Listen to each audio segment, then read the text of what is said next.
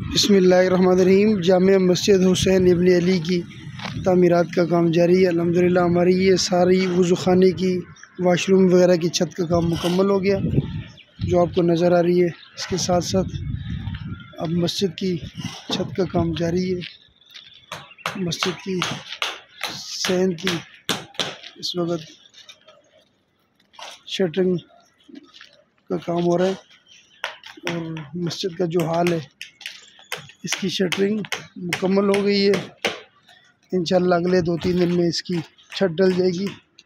ये सारा एरिया मस्जिद का है और ये मस्जिद का मेंबर है सामने, जो अभी मुकम्मल नहीं हुआ है। इंशाअल्लाह ये भी मुकम्मल हो जाएगा। और ये सारा तकरीबन 6 प्लाटों पर मुश्तमिल मस्जिद और मदरसा ज़ेर तामीर है। मदरसा 6 प्लाटों पर और 6 प्लाटों पर मुश्तमिल मस्जिद है।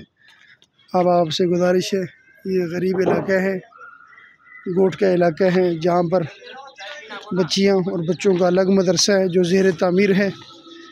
अल्लाह तबारक व तआला आप सब के कारोबार में बरकतें अता फरमाए। जो अब आप तावन करते, जो मस्जिद के साथ